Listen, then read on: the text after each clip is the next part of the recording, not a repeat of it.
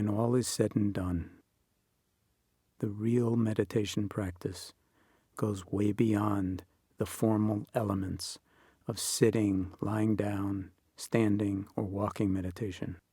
Whatever the focus or scope of our awareness and the qualities of heart we bring to those moments or are met by in those moments.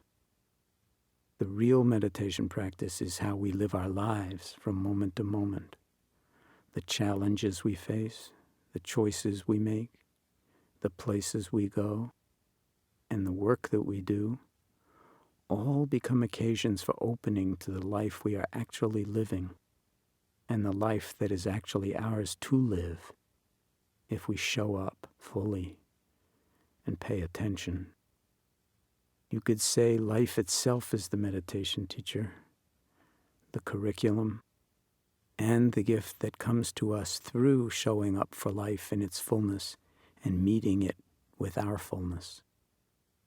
Living mindfully is veritably the adventure of a lifetime.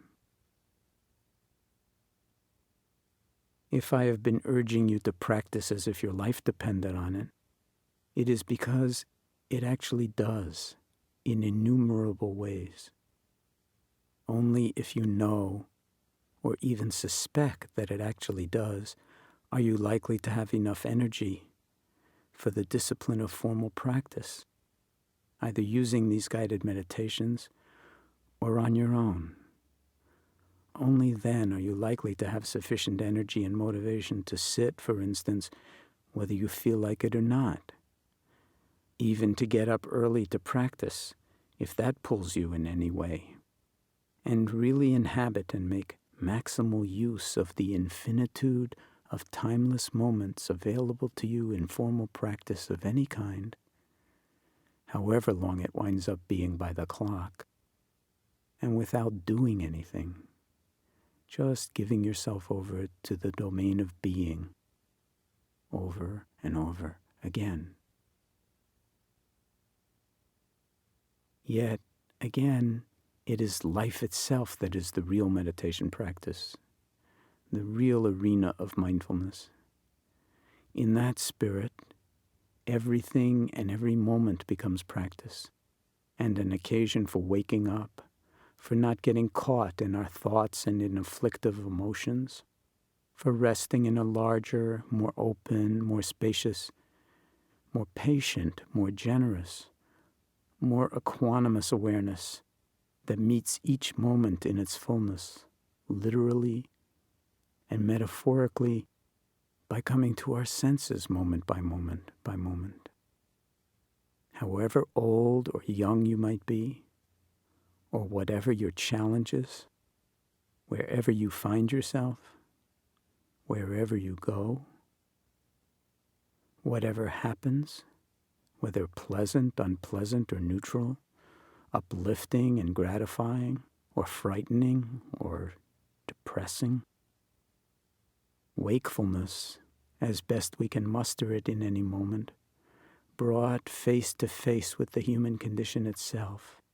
This is the challenge of a life lived, and lived fully, in the only time we ever get to live, or learn, or love. This moment, this now, embracing it all, the good, the bad, and the ugly, the full catastrophe, in the outer world and within yourself, as if how you embrace it really matters. And it does. More than you think, more than thinking alone could ever know, which is not a problem or a limitation, because you are already so much larger than your thinking, because awareness itself is so much larger than thinking, and because it is so available to us, so close in every moment, right under our noses, so to speak. In this way, every dimension of home life, and parenting, if you are a parent, becomes part of your meditation practice, and your children become your mindfulness teachers, first live in and then at a distance, but always in relationship of some kind, as does taking care of your parents if they need your help, as does working, cooking, cleaning, and every other aspect of daily living.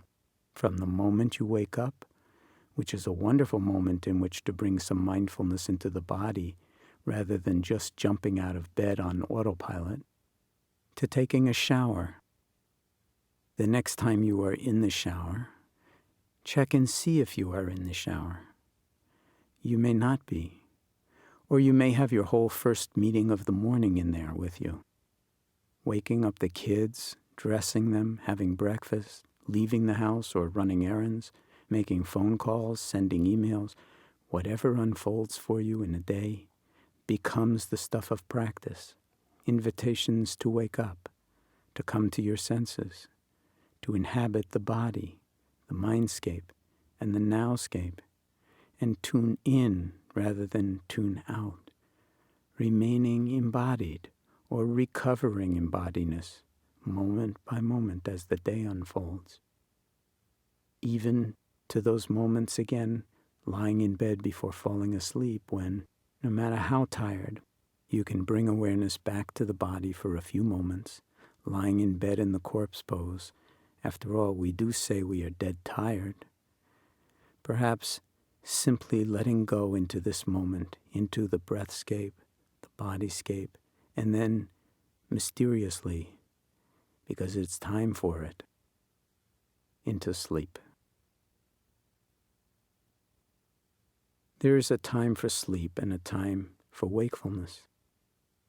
The risk is that we will sleepwalk through large swaths of our lives on autopilot, unwittingly practicing mindlessness and getting better and better at it, and more remote from ourselves and from the world, from the nowscape, all the while not even knowing there is a nowscape, because we have become so entrained into what I call the great escape, into conditioned behaviors and habits caught up in addictions to this or that, driven much of the time by elements of greed or aversion or delusion and ignorance, much as we ignore or deny how much that might be the case.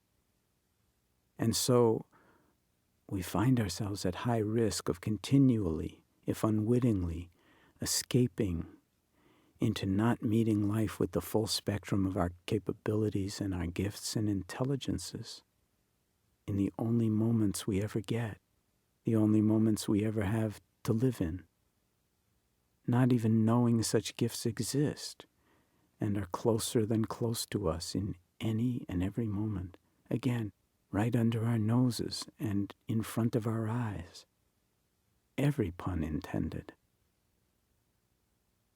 The world itself needs us to show up in our fullness, because the world itself is suffering a dis-ease, stemming ultimately from the human mind, with all its precocity in some areas and its huge lack of development in other areas.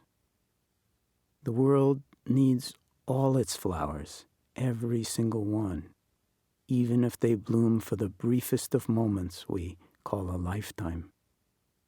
Can we realize the flowering that our life actually is, and open to it through the cultivation of mindfulness in ways that will give it back to us in its fullness, and allow us to live our lives as if they really mattered, because, once more, they do. And in this way, experiencing the flowering of genuine happiness and wisdom, self-compassion, and compassion for others, in ways that are healing for ourselves and for the world we are all inhabiting, which never were actually separate.